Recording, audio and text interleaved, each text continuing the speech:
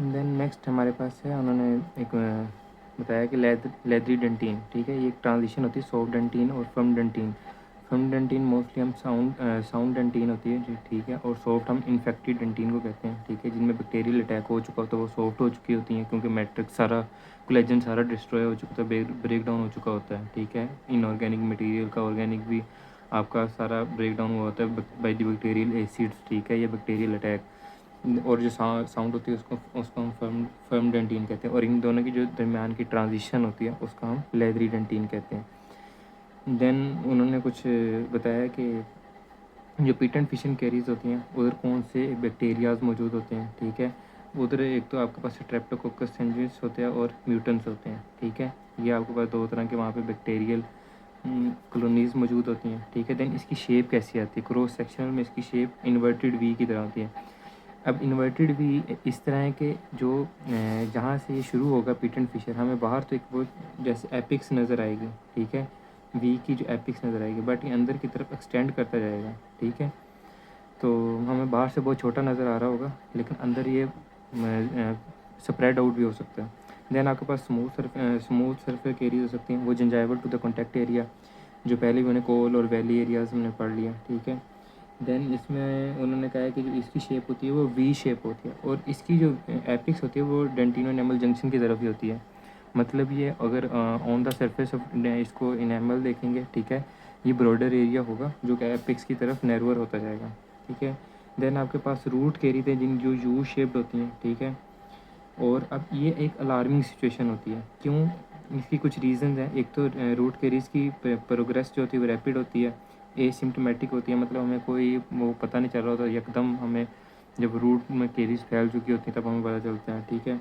और closer to the pulp होता है क्योंकि डेंटिन की एक बहुत छोटी सी लेयर उसके अराउंड होती है पल्प के, ठीक है। देन आपका होता है डिफ़िकल्ट टू रिस्टोर, क्योंकि ये सब इंजाइवली होती हैं तो इनको रिस्टोर करना बहुत मुश्किल हो जाता है, तो इसी वजह से जो ये अलार्मिंग होती हैं, ठीक है। फर्स्ट वन आपके पेटेंट फीचर, सेकंड वन आपकी जो डेंजर्स होती हैं वो आपकी होती हैं स्मूथ सरफेस, देन आपकी रूट कैरीज आती हैं। देन उन्होंने कहा है कि आपके पास कुछ नॉन कैविटेटेड लीजन होते हैं कि अभी कैविटी नहीं बनी, जस्ट कैरीज स्टार्ट हुई हैं, उसको हम वो वाइट स्पॉट लीजन भी बोल देते हैं, ठीक है। ये मोस्टली हमें नॉर्मली तो नज़र नहीं आती, बट जब हम एयर ड्राई करते हैं, ठीक है, तब हमें नज़र आती हैं वाइट स्पॉट लीजन्स के तौर पे, ठीक है। ये रिवर्सिबल होती हैं, ठीक है। और जो सब सरफेस पे प्रोस्टी होती है वो बहुत ही एक्सटेंसिव वे में होती है, इसी वजह से जो उसकी ट्रांसलूसेंसी होती है ना उस एरिया की, वो भी ख़त्म हो चुकी होती है।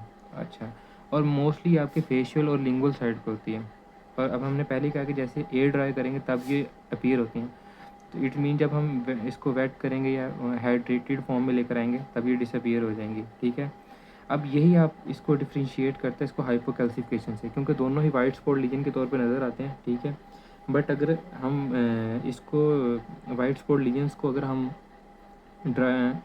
हाइड्रेट करेंगे तो जो हाइपोकैल्सिफिकेशन होगा उसमें कोई चेंज नहीं आएगा, जबकि जो नॉन कैविटेटेड लीजन होंगे वो डिसअपीयर हो जाएंगे, ठीक है। तो ये एक डिफ्रेंशिएटिंग पॉइंट होता है, ठीक है, जिसे हम डिफ्रेंशिएट कर सकते हैं कि ये जो लीजन है इसकी क्या रीज़न है, ठीक है। देन हमें रेडियोलेंसी पे भी हमें फेंट रेडियोलेंसी नज़र आती है, ठीक है, ना ओपैक और ना रेडियोलेंस, ठीक है।